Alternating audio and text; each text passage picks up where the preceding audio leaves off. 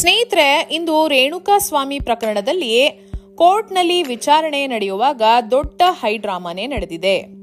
ಜಡ್ಜ್ನ ಮುಂದೆ ಬಿಕ್ಕಿ ಬಿಕ್ಕಿ ಕಣ್ಣೀರು ಹಾಕುತ್ತಾ ದರ್ಶನ್ ರವರು ಪವಿತ್ರ ಗೌಡರನ್ನ ಬಾಯಿಗೆ ಬಂದ ಹಾಗೆ ಜಡ್ಜ್ ಮುಂದೆನೆ ಬೈದಿದ್ದಾರೆ.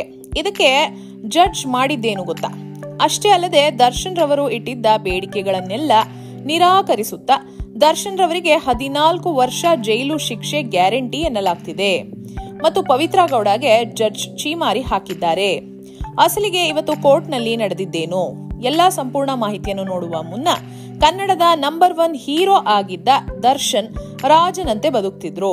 ಆದ್ರೆ ಪವಿತ್ರ ಗೌಡರವರ ಸಹವಾಸ ಮಾಡಿ ತಮ್ಮ ಜೀವನವನ್ನೇ ಹಾಳು ಮಾಡ್ಕೊಂಡ್ರು ಅಂತ ನಿಮ್ಗೂ ಕೂಡ ಅನ್ಸಿದ್ರೆ ಈ ವಿಡಿಯೋವನ್ನ ತಪ್ಪದೆ ಲೈಕ್ ಮಾಡಿ ಸ್ನೇಹಿತರೆ. ಇನ್ನು ದರ್ಶನ್ ಮತ್ತು ಪವಿತ್ರ ಗೌಡಗೆ ಜೀವಾವಧಿ ಶಿಕ್ಷೆ ಆಗ್ಲೇಬೇಕಾ? ಹೌದು ಅನ್ನೋ ಹಾಗಿದ್ರೆ ಎಸ್ ಅಂತ, ಇಲ್ಲ ಅನ್ನೋ ಹಾಗಿದ್ರೆ ನೋ ಅಂತ ಕಮೆಂಟ್ ಮಾಡಿ ನಿಮ್ಮ ಅಭಿಪ್ರಾಯವನ್ನ ತಿಳಿಸಿ. ಸ್ನೇಹಿತರೆ, ಇವತ್ತು ನಡೆದ ವಿಚಾರಣೆಯಲ್ಲಿ ದರ್ಶನ್ ಮತ್ತು ಪವಿತ್ರ ಗೌಡ ಸೇರಿ 17 ಜನ ಆರೋಪಿಗಳು ಜಡ್ಜ್ ಮುಂದೆ ವಿಡಿಯೋ ಕಾಲ್ ಮೂಲಕ ಹಾಜರಾಗಿದ್ರು. ಇನ್ನು ಕಳೆದ ಬಾರಿ ದರ್ಶನ್ ರವರು ಜಡ್ಜ್ಗೆ ತಮಗೆ ವಿಷವನ್ನ ಕೊಟ್ಟುಬಿಡಿ, ನನ್ನ ಮೈಕೈ ಎಲ್ಲ ಸೇರಿ ಬಟ್ಟೆಗೂ ಕೂಡ ಫಂಗಸ್ ಹಿಡಿದಿದೆ, ಬಿಸಿಲು ನೋಡಿಲ್ಲ ಅಂತೆಲ್ಲ ದುಃಖವನ್ನ ತೋಡ್ಕೊಂಡಿದ್ರು. ಅದಕ್ಕೆ ಜಡ್ಜ್ ದರ್ಶನ್ ರವರಿಗೆ ದಿಂಬು ಹಾಸಿಗೆ ಕೊಡೋಕೆ ಸೂಚಿಸಿದ್ರು ಮತ್ತು ದಿನಕ್ಕೆ 40 ನಿಮಿಷಗಳ ಕಾಲ ವಾಕಿಂಗ್ ಮಾಡೋಕು ಕೂಡ ಅವಕಾಶವನ್ನ ನೀಡಿದ್ರು. ಆದ್ರೆ ಇವತ್ತು ಹೊಸ ನಾಟಕ ಶುರು ಮಾಡಿದ್ದಾರೆ. ತಮಗೆ ವಿಪರೀತ ಬೆನ್ನು ನೋವು, ನನಗೆ ಇಲ್ಲಿರೋಕೆ ಆಗ್ತಿಲ್ಲ ಎಂದು ಬಿಕ್ಕಿ ಬಿಕ್ಕಿ ಕಣ್ಣೀರು ಹಾಕಿದ್ದಾರೆ ದರ್ಶನ್ ರವರು. ಆದ್ರೆ ಜಡ್ಜ್ ಇದಕ್ಕೆ ಕಿವಿ ಕೊಡ್ಲಿಲ್ಲ. ದರ್ಶನ್ ರವರು ಮಾತನಾಡ್ತಿದ್ರು ಕೂಡ ಜಡ್ಜ್ ಅವರು ಮುಂದಕ್ಕೆ ಹೋಗೋಣ ಎಂದು ತಿಳಿಸ್ಬಿಟ್ಟಿದ್ದಾರೆ. ಯಾಕಂದ್ರೆ ದರ್ಶನ್ ರವರು ಕೆಲವು ಕಡೆ ಮಾತ್ರ ಬೆನ್ನು ನೋವಿದ್ದಂತೆ ಓಡಾಡ್ತಿದ್ರು, ಇನ್ನು ಕೆಲವು ಕಡೆ ಸರಿಯಾಗಿದ್ರು. ಅವರಿಗೆ ಬೆನ್ನು ನೋವು ಏನು ಇಲ್ಲ ಅಂತ ಹಲವು ಮಾಧ್ಯಮಗಳು ಟೀಕಿಸಿದ್ರು. ಆದ್ರೆ ದರ್ಶನ್ ರವರ ಡೆವಿಲ್ ಸಿನಿಮಾದ ಶೂಟಿಂಗ್ ನ ವೇಳೆ ಆ ಸಂದರ್ಭದಲ್ಲಿ ಡಾನ್ಸ್ ಮಾಡುವಂತಹ ಸಂದರ್ಭದಲ್ಲಿ ದರ್ಶನ್ ರವರಿಗೆ ವಿಪರೀತ ಬೆನ್ನು ನೋವು ಕಾಣಿಸಿಕೊಳ್ಳುತ್ತದೆ. ಆಗ ಕೂಡಲೇ ಸೆಟ್ನಲ್ಲಿದ್ದ ದರ್ಶನ್ ರವರ ಅಕ್ಕನ ಮಗ ಹಾಗೂ ಸ್ಟಾಫ್ ಎಲ್ಲರೂ ಕೂಡ ಒಂದು ಹಾಸಿಗೆನ ತಗೊಂಡು ಬರ್ತಾರೆ. ಆಗ ದರ್ಶನ್ ರವರು ಅದರ ಮೇಲೆ ಕುಸಿದು ಬೀಳುತ್ತಾರೆ. ಹಾಗಾದ್ರೆ ಇದು ಕೂಡ ನಾಟಕನ? ದರ್ಶನ್ಗೆ ನಿಜವಾಗಿಯೂ ಬೆನ್ನು ನೋವಿದೆ, ಆದ್ರೆ ಬೇಕಂತಲೇ ಮಾಧ್ಯಮಗಳಲ್ಲಿ ಎಲ್ಲಾ ಕಡೆ ಇದು ನಾಟಕ ಎಂದು ಬಿಂಬಿಸ್ತಾ ಇದ್ದಾರೆ. ಇನ್ನು ಕಳೆದ 2 ವಾರಗಳ ಹಿಂದೆ ಕೋರ್ಟೇ ಹೇಳಿತ್ತು ದರ್ಶನ್ ರವರಿಗೆ ಸೌಲಭ್ಯಗಳನ್ನ ನೀಡಿ ಎಂದು. ಆದ್ರೆ ಜೈಲಿನಲ್ಲಿ ದರ್ಶನ್ಗೆ ಯಾವುದೇ ರೀತಿಯ ಸೌಲಭ್ಯವನ್ನ ನೀಡ್ತಿಲ್ಲ. ನನ್ನನ್ನು ಟೆರರಿಸ್ಟ್ ಗಿಂತ ಚೀಪ್ ಆಗಿ ನಡೆಸ್ಕೊಳ್ತಿದ್ದಾರೆ, ಟೆರರಿಸ್ಟ್ ಗಳಿಗೆ ಸೆಪರೇಟ್ ರೂಮ್, ಬಿರಿಯಾನಿ ಎಲ್ಲವನ್ನ ಕೊಟ್ಟು ನೋಡ್ಕೋತಾರೆ.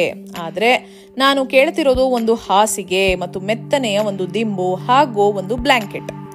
ಆದ್ರೆ ಎಲ್ಲದಕ್ಕೂ ಕೂಡ ಜೈಲಿನಲ್ಲಿ 20 ಸಲ ಕೋರ್ಟ್ನ ಆರ್ಡರ್ ಇದ್ರೆ ತೋರಿಸ್ರಿ, ಹಾಗೆ ಹೀಗೆ ಅಂತ ಖ್ಯಾತೆ ತೆಗಿತಾನೇ ಇರ್ತಾರೆ ಅಂತ ಕಣ್ಣೀರು ಹಾಕುತ್ತಾ ತಮ್ಮ ಅಳಲನ್ನ, ತಮ್ಮ ದುಃಖವನ್ನ ತೋಡ್ಕೊಂಡಿದ್ದಾರೆ ದರ್ಶನ್ ರವರು. ಮತ್ತೊಂದು ಕಡೆ ಪವಿತ್ರ ಗೌಡರವರು ವಿಡಿಯೋ ಕಾನ್ಫರೆನ್ಸ್ ಮೂಲಕ ಜಡ್ಜ್ಗೆ ನನ್ನನ್ನು ಈ ರೇಣುಕಾ ಸ್ವಾಮಿ ಪ್ರಕರಣದಿಂದ ದಯವಿಟ್ಟು ವಜಾಗೊಳಿಸಿ, ಅಲ್ಲಿ ಕೊಲೆ ನಡೆದಾಗ ನಾನು ಅಲ್ಲಿ ಇರ್ಲೇ ಇಲ್ಲ, ನನ್ನನ್ನು ಯಾಕೆ ಇದರಲ್ಲಿ ಸೇರಿಸಿದ್ದೀರಾ ಅಂತ ಕೇಳ್ಕೊಂಡಿದ್ದಾರೆ. ಪವಿತ್ರ ಗೌಡರ ಈ ಮಾತುಗಳನ್ನ ಕೇಳಿ ಜಡ್ಜ್ ಕೆಂಡಾಮಂಡಲಗೊಂಡಿದ್ದಾರೆ. ಅಲ್ಲಮ್ಮ ತಾಯಿ, ಇಷ್ಟೆಲ್ಲ ಆಗೋದಕ್ಕೆ ನೀನೇ ಮುಖ್ಯ ಕಾರಣ.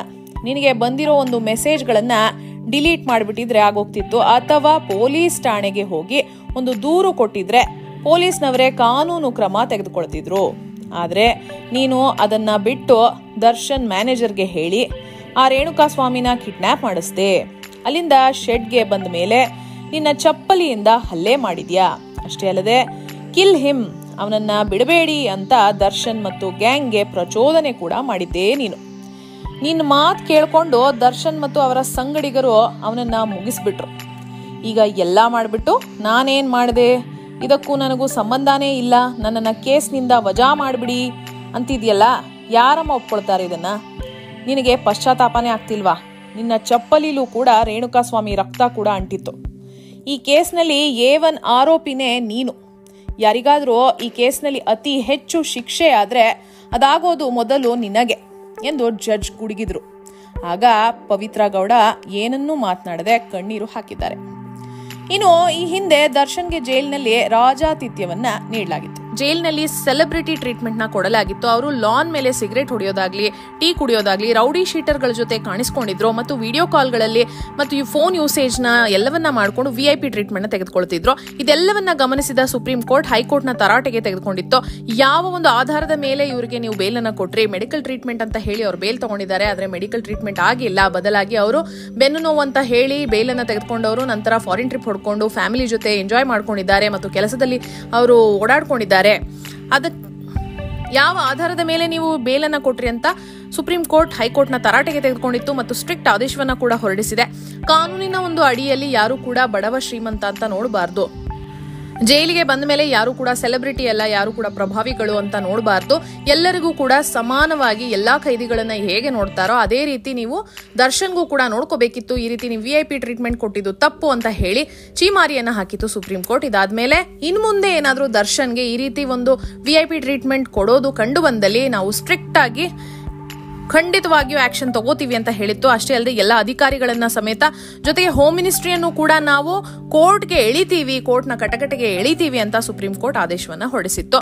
ಇನ್ನು ದರ್ಶನ್ ಪರ ವಕೀಲರು ಹೇಳ್ತಿರೋದೇನೆಂದ್ರೆ, ಆಗ ಅಷ್ಟೊಂದೆಲ್ಲ ಸೌಲಭ್ಯಗಳನ್ನ ಕೊಟ್ರಿ, ಆದ್ರೆ ಈಗ ನಾವು ಆ ಸೌಲಭ್ಯಗಳನ್ನೆಲ್ಲ ಕೇಳ್ತಿಲ್ಲ. ಕೇವಲ ಬೇಸಿಕ್ ನೀಡ್ಸ್ ಆದ ದಿಂಬು, ಹಾಸಿಗೆ, ಬ್ಲಾಂಕೆಟ್ ನ ಮಾತ್ರ ಕೇಳ್ತಾ ಇದೀವಿ. ಆದ್ರೆ ಇದನ್ನ ಕೊಡಕ್ಕೂ ಕೂಡ ಜೈಲ್ ಅಧಿಕಾರಿಗಳು ಹಿಂದೇಟು ಹಾಕ್ತಿದ್ದಾರೆ. ಅವರಿಗೆ ದಯವಿಟ್ಟು ಈ ಆದೇಶವನ್ನ ಪಾಲಿಸುವಂತೆ ಹೇಳಿ ಎಂದು ದರ್ಶನ್ ಪರ ವಕೀಲರು ಕೇಳ್ಕೊಂಡಿದ್ರು. ಆದ್ರೆ ಈ ಬಾರಿ ಜಡ್ಜ್ ಯಾಕೋ ತುಂಬಾ ಸ್ಟ್ರಿಕ್ಟ್ ಇದ್ರು ಅಂತ ಕಾಣುತ್ತೆ. ಯಾವುದನ್ನು ಕೂಡ ಸರಿಯಾಗಿ ಕಿವಿಗೆ ಹಾಕೊಂಡಿಲ್ಲ. ಮುಂದಿನ ವಿಚಾರಣೆಯಲ್ಲಿ ಅಂದ್ರೆ ಅಕ್ಟೋಬರ್ 9ಕ್ಕೆ ನೋಡೋಣ ಅಂತ ಆದೇಶವನ್ನ ನೀಡಿಬಿಟ್ರು.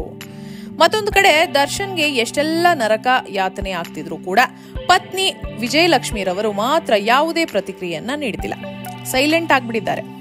ಪತ್ನಿ ವಿಜಯಲಕ್ಷ್ಮಿ ಅವರಿಗೆ ಎರಡೆರಡು ಪ್ರಕರಣದಲ್ಲಿ ಪೊಲೀಸರು ಕರೆ ನೀಡಿದ್ರು ಸಹ ವಿಜಯಲಕ್ಷ್ಮಿ ಅವರು ಯಾವುದೇ ರೀತಿಯ ಕಾಲ್ ಅನ್ನ ರಿಸೀವ್ ಮಾಡ್ತಿಲ್ಲ. ಒಂದಲ್ಲ ಎರಡಲ್ಲ 3 ಬಾರಿ ನೋಟಿಸ್ ನೀಡಿದ್ರು ಸಹ ವಿಜಯಲಕ್ಷ್ಮಿ ಅವರು ಯಾವುದಕ್ಕೂ ಕೂಡ ಉತ್ತರಿಸ್ತಿಲ್ಲ. ಈ 2 ಪ್ರಕರಣ ಯಾವುದೆಂದ್ರೆ ಅವರದ್ದೇ ಮನೆಯಲ್ಲಾಗಿರುವ ಕಳ್ಳತನ ಪ್ರಕರಣ.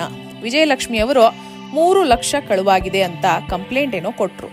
ಆದ್ರೆ ಚೆನ್ನಮ್ಮನಕೆರೆ ಅಚ್ಚುಕಟ್ಟು ಪೊಲೀಸ್ ಠಾಣೆಯಿಂದ ತನಿಖೆಗೆ ಸಹಕರಿಸುವಂತೆ ಮತ್ತು ವಿಷಯಗಳ ಬಗ್ಗೆ ತಿಳಿದುಕೊಳ್ಳಲು ಕರೆ ಮಾಡಿದ್ರು ಸಹ ವಿಜಯಲಕ್ಷ್ಮಿ ಅವರು ಪೊಲೀಸರ ಕರೆಯನ್ನ ಸ್ವೀಕರಿಸ್ತಾ ಇಲ್ಲ. ಆ ಹಣ ಸಿಕ್ತಾ ಇಲ್ವಾ, ಯಾರ್ ಕದ್ದಿದ್ದು ಅನ್ನೋ ವಿಚಾರಣೆಗೂ ಕೂಡ ವಿಜಯಲಕ್ಷ್ಮಿ ಅವರು ಸಹಕರಿಸ್ತಿಲ್ಲ. ಮತ್ತೊಂದು ಕಡೆ ವಿಜಯಲಕ್ಷ್ಮಿ ಅವರಿಗೆ ಇನ್ಸ್ಟಾಗ್ರಾಮ್ ಮತ್ತು ಎಕ್ಸ್ ಖಾತೆಯಲ್ಲಿ ಅಶ್ಲೀಲ ಕಮೆಂಟ್ಗಳು ಬಂದಿದ್ವು. ಈ ಪ್ರಕರಣಕ್ಕೆ ಸಂಬಂಧಪಟ್ಟಂತೆ ಕೂಡ ಪೊಲೀಸರು 3 ನೋಟಿಸ್ ನೀಡಿದ್ದಾರೆ. ಆದ್ರೆ ವಿಜಯಲಕ್ಷ್ಮಿ ಅವರು ಯಾವುದೇ ನೋಟಿಸ್ಗೂ ಕೂಡ ಉತ್ತರವನ್ನ ನೀಡದೆ ಪೊಲೀಸರ ಕರೆಗೂ ಸ್ಪಂದಿಸದೆ ತಪ್ಪಿಸಿಕೊಂಡು ಓಡಾಡ್ತಿದ್ದಾರೆ. ಯಾಕೆ ಅಂತ ಕಾರಣ ಯಾರಿಗೂ ಕೂಡ ಗೊತ್ತಿಲ್ಲ. ಒಟ್ನಲ್ಲಿ ದರ್ಶನ್ಗೆ ಕೋರ್ಟ್ನಲ್ಲಿ ನ್ಯಾಯ ಸಿಗುವಂತಹ ಲಕ್ಷಣಗಳು ಕಾಣ್ತಿಲ್ಲ. ದರ್ಶನ್ ಏನ್ ಕೇಳಿದ್ರು ಕೂಡ ಕೋರ್ಟ್ನಲ್ಲಿ ಅದನ್ನ ಈಡೇರಿಸ್ತಿಲ್ಲ. ಇದರಿಂದ ದರ್ಶನ್ ಕೂಡ ರೋಸಿ ಹೋಗಿದ್ದಾರೆ. ತಾನು ಮಾಡಿದ ತಪ್ಪಿಗೆ ಈಗ ಪಶ್ಚಾತ್ತಾಪ ಅನುಭವಿಸುತ್ತಿದ್ದಾರೆ. ಇಂದು ತನ್ನ ತಾಳ್ಮೆಯನ್ನ ಕೂಡ ಕಳೆದುಕೊಂಡು ಪವಿತ್ರ ಗೌಡರನ್ನ ಸಿಕ್ಕಾಪಟ್ಟೆ ಜಡ್ಜ್ ಮುಂದೆನೆ ಬೈದಿದ್ದಾರೆ. ಇವಳಿಂದ ನನ್ನ ಜೀವನವೇ ಸರ್ವನಾಶವಾಯಿತು. ನಾನು ಒಬ್ಬ ಮನುಷ್ಯ, ನನ್ನನ್ನು ಮನುಷ್ಯನಂತೆ ನೋಡಿ, ಈ ರೀತಿ ಟಾರ್ಚರ್ ದಯವಿಟ್ಟು ಕೊಡಬೇಡಿ ಅಂತ ಜಡ್ಜ್ ಎದುರು ಕೈ ಮುಗಿದು ದರ್ಶನ್ ರವರು ಕಣ್ಣೀರು ಹಾಕಿದ್ದಾರೆ.